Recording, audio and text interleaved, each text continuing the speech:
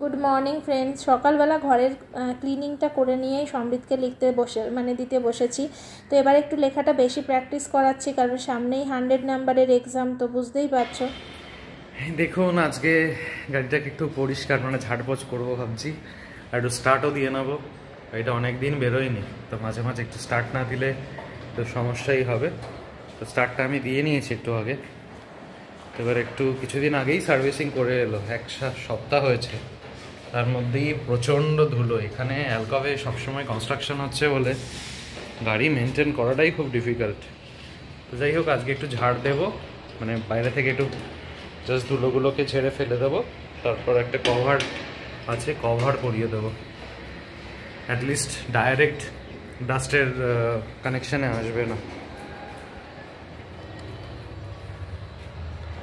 এই হচ্ছে অবস্থা। গাড়িটা এখন কিছুদিন পরেই রয়েছে, আমি কিছুদিন বাদে আবার স্টার্ট করব। ব্যক্তিগত একটা কারণের জন্য আমি এখন গাড়িটা খুব একটা ইউজ করছি না।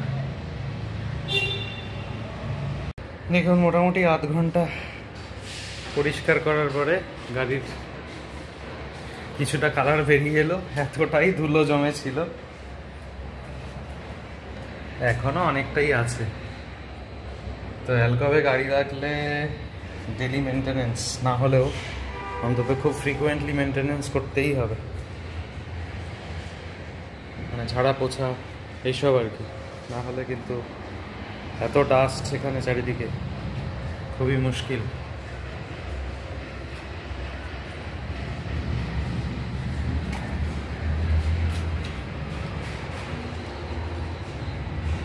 তো ঝাড়পোছ করার পর দেখে নিন, একদম ফাইনালি আমি এটাকে কভার আপ করে দিলাম। তো আই গেস এবার ডাইরেক্ট ডাস্টটা হবে না। তারপরেও দেখা যাক পরের দিনের এক্সপিরিয়েন্স কেমন হয়, কতটা ডাস্ট পড়ে এখানে।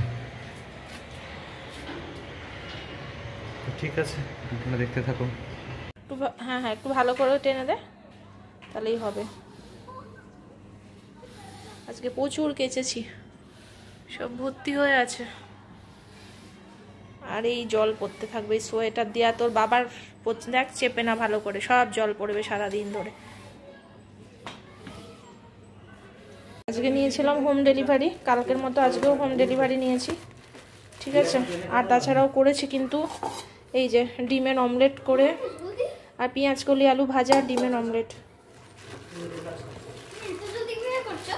আর দেখিনি, দাঁড়াও খুলে নি, নাহলে দেখাতে পারবো না। তো দেখো ঢেলে নিয়েছি। এটা হচ্ছে মুগ ডাল, দুটো প্লেট আছে এখানে, হ্যাঁ। আর এটা হচ্ছে 3টে নেওয়া হয়েছে তরকারিটা। তো এটা হচ্ছে ইঁচড় আলু দিয়ে তরকারি, এটা হচ্ছে শুক্তো, আর এটা হচ্ছে আলু ভাজা, তার সাথে চাটনি দিয়েছে দুটো। আর এটা আমার বাড়িতে করা ডিমের অমলেট আর আলু পেঁয়াজ কলি ভাজা। তো এই হচ্ছে আজকে দুপুরের মেনু।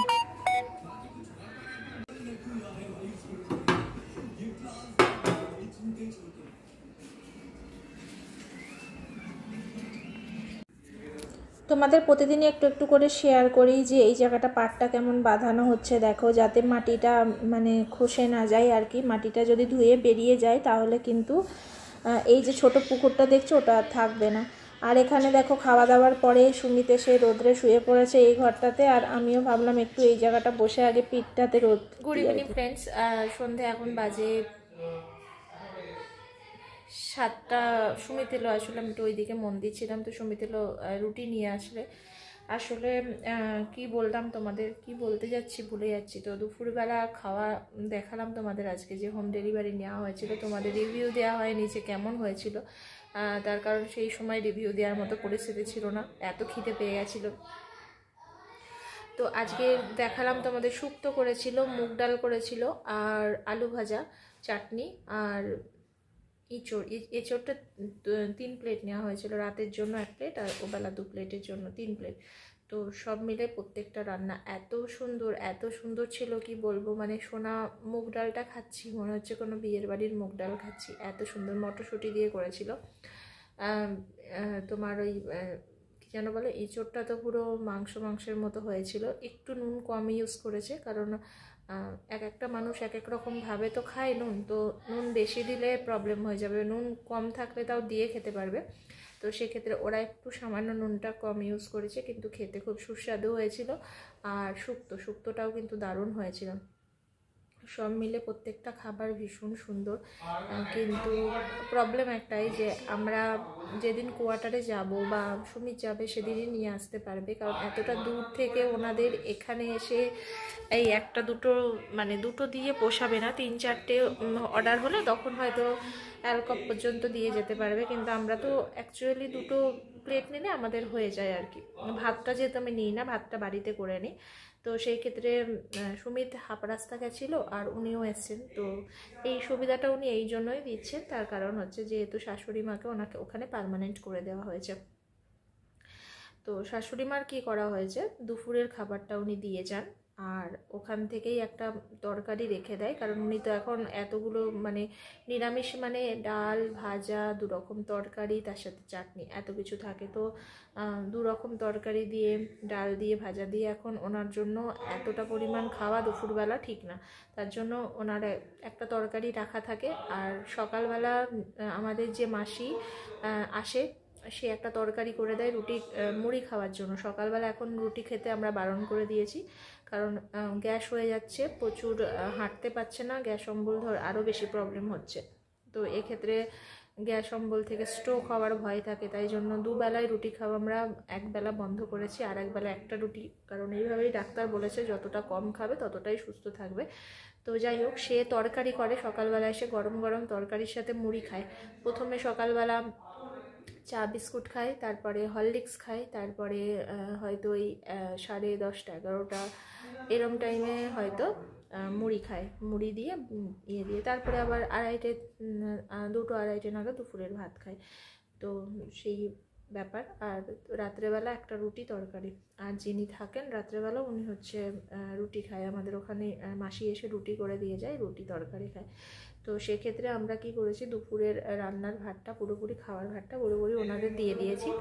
তো এই হচ্ছে ব্যাপার। উনিরা রাত্রেবেলাও দিয়ে যাবে বলেছিল রুটি তরকারি, কিন্তু মানে আমাদের যেহেতু পুরনো মাসি অনেক দিন ধরে রান্না করছে, এবার তাকে পুরোপুরি বসিয়ে দিতে আমরা চাইছি না। তার কারণ কোনো মুহূর্তে যদি এদের কোনো প্রবলেম হয়, মানে এনারা যদি কোনো কারণে দেয়া বন্ধ করে দেন বা হয়তো শরীর খারাপ হতে পারে, 2-1 দিন না দিতে পারেন, তখন আমাদের ওই মাসিকে দিয়েই দুপুরের রান্নাটা করাতে হবে কয়েকদিন চালানোর জন্য। সেই জন্য পুরোপুরি আমরা অফ না করে ওনাকে রুটি তরকারির দায়িত্বটা দিয়েছি,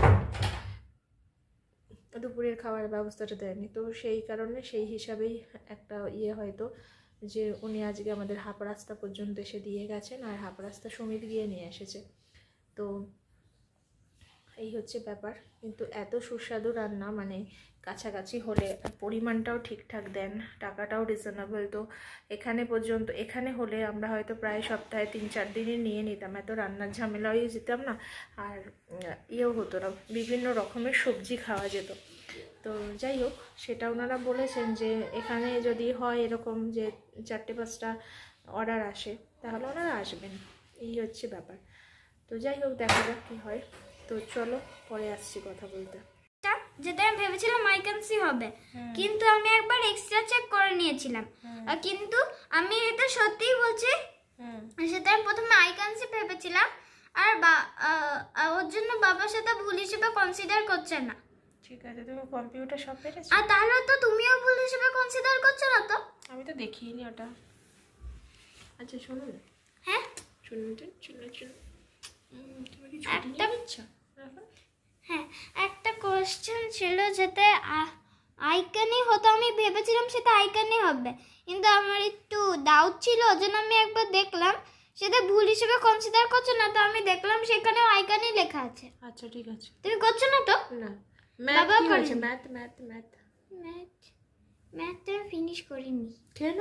এত তো ফিনিশ করতে পারিনি, আর কম্পিউটার সব ঠিক হয়েছে। বাবা কি বললো ম্যাথ ফিনিশ করিসনি বলে? আরে ম্যাথটা ভালো লাগছে না আজকে।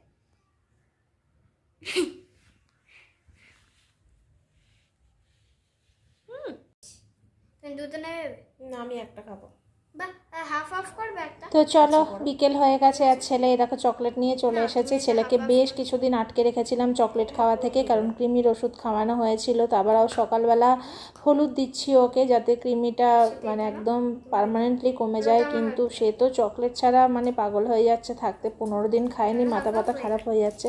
তো আজকে অনেক বকাবকি করার পরে একটুখানি পারমিশন দিয়েছি সামান্য একটু চকলেট খাওয়ার। ঠিক আছে, তো চলো আজকের মতো টাটা সকলকে, সকলে ভালো থেকো, সুস্থ থেকো, আর আমার ব্লগগুলো দেখতে থাকো। তো অনেক দিন পর খাবো খাবো খাবো করতে করতে আজকে তাই একটু একটু করে সবাইকে শেয়ার করে তারপর ও একটু খাচ্ছে, তাও অল্প, তাই সবাইকে শেয়ার করেই খাই। এটা ওর একটা খুব ভালো গুণ, ও যা খায় সবাইকে শেয়ার করেই কিন্তু খায়। জানো অন্য বাচ্চারা শেয়ার করে বেশি জন খায় না, জানো তোমার? যারা ভালো তারা সবসময় শেয়ার করে খায়। আমি তো ভালো। এটা খেয়ে কিন্তু জল খাবে, হ্যাঁ? ঠিক আছে।